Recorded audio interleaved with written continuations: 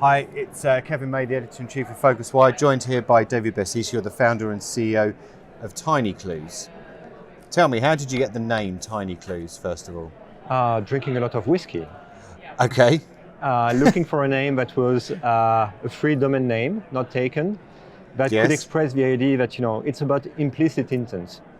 Okay. In the past, marketing was about explicit criteria, like you want to target women between 20 and 45, people who bought this and that. Okay. We're using deep learning, detecting latent information, Tinyclues.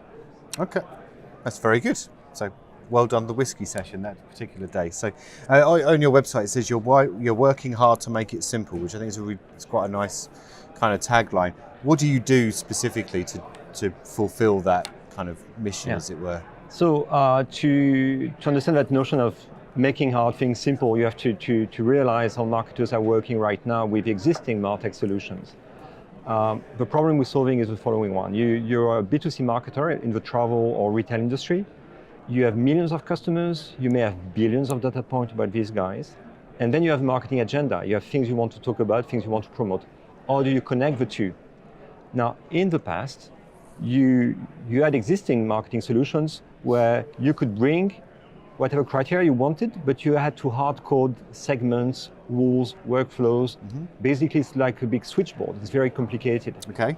We're replacing that with something that's based on AI, that lets you directly input what you want to do as a marketer. So your campaign topics, your business goals, and it finds the right audiences for all your campaigns on all channels. So it's much easier, centered on your business needs, and it works much better. Okay, so again, from your website, did some fairly impressive increases on some campaigns that you did for Thomas Cook and Accor. Just give us a sense of what some of those tactics are that you've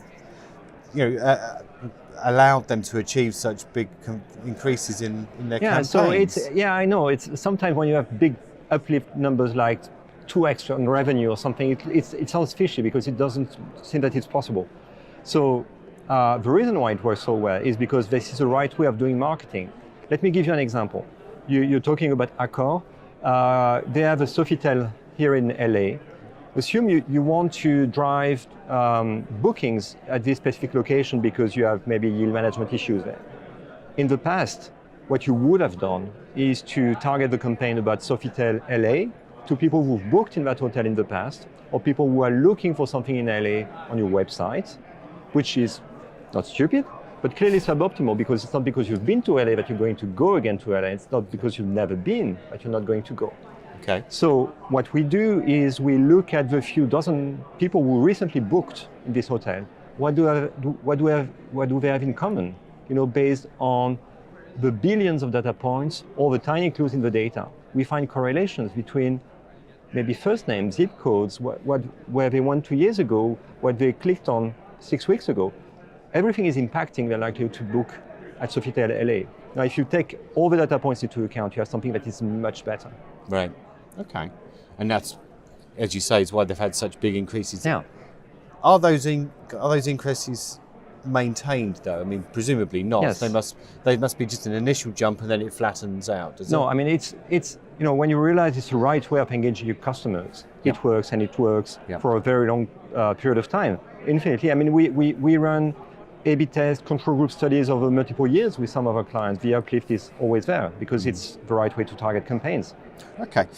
And it's a fairly old medium now, isn't it? Email and campaigns and things like that. I mean, where do you think it's going to go next? It's not just email. You're using it's not just email, actually. It's all the channels.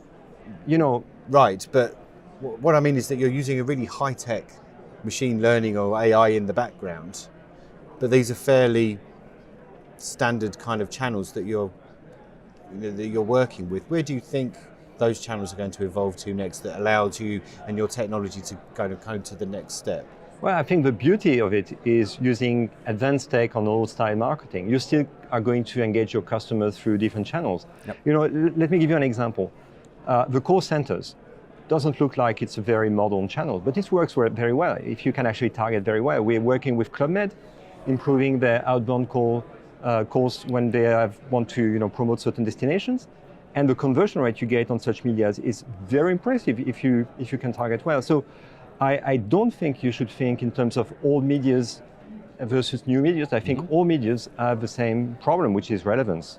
Okay. If you can get relevant, it works on all channels. Okay, and last of all, David, I mean, it's many of the suppliers that we've mentioned here, or the brands that we've mentioned here, and the others that you work with, they're all talking about how they want to be able to help the customer once they've actually got them either in resort, in the hotel, on the airline, or something like that. How do you become a little bit more kind of real time with the messaging that you're sending out to them? How do you see that changing? Oh, that's an interesting one. We deliberately focused on the thing that's not real time. Yeah. Real time has been covered, but real time is kind of easy. You know, real time is based on intent.